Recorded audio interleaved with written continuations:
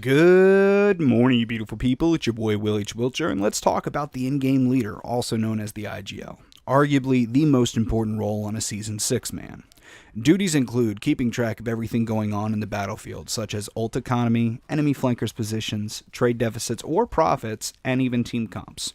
All so that they can guide their team to the right actions to secure the W for the game. The difference between a good IGL and the bad IGL is in fact bigger than HRC's server's recycle bin. Being able to pick the best IGL for your 6-man is as difficult as choosing to vote for either Stalin or Hitler, but just as you have a third and fourth option in the election, there's also a few tricks you can employ to single out your best option.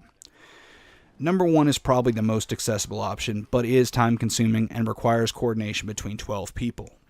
So all you have to do for this option is utilize one of the many big YouTubers' public discords to find another 6 guys willing to play as a 6-man and throw changing team comps at you. Make sure you change your IGL out each game, and the only one making calls is the IGL. The most important thing about these games is not securing the win, but is allowing everyone to see if they can handle the stress and quick tactical thinking required of a good IGL. The most important thing you can do at this stage is record every game from the IGL's perspective so that you can review what happened and see with fresh perspective which calls were made and how effective it actually was for your team. A good piece of free software that can help you with this is OBS. I'll put the link in the description. So what are the biggest indicators that the IGL on deck is the best choice for your 6-man? Well, the biggest is you get a W against an equally skilled team who threw lots of different variations. But if you can't get equally skilled opponents or you lose every match, then you can consult the footage from those matches to assess who is most effective, hence why you should record it. Now, all that being said, what if you can't find another 6-man due to language barriers or difference in skill levels?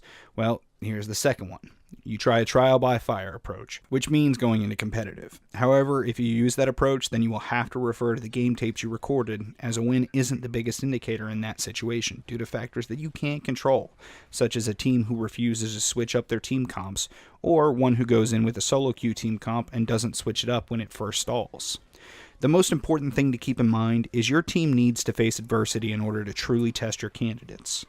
Think of it like this. You have 2 candidates for team leader, and they're performing at about the same level. However, one just seems to have a sixth sense about calls and is on the ball until a surprise happens and he freezes up for a couple seconds.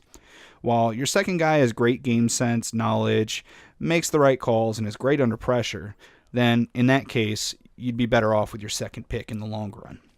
Now, that being said, what if your best pick is only passable? Is there any possible way to get good as an IGL? Well, seeing as how game sense, game knowledge, and effective communication are the 3 most important qualities an IGL can possess, and all 3 of these can be learned, yes. For instance, all you need for more game knowledge is to take a gander at teaching focus channels like your Overwatch. Game sense can be trained in-game and also by watching professional matches and streamers/YouTubers who excel at a hero or a group of heroes. Communication is one of those things that as you get settled with teammates, you develop an almost eerie shorthand. It mainly consists of yas and grunts, but to start off with, studying pro-match tapes and callouts and discussing them with teammates, you'll find that communication will naturally get better over time. So, after all that, if your team has already picked an IGL, how did you go about it? I'd love to hear about it in the comment section below. If getting good is something that interests you, how about giving the introductory Junkrat guide a watch? And if montages are more your cup of tea, how about checking out the Junkrat Winston McCree montage over here?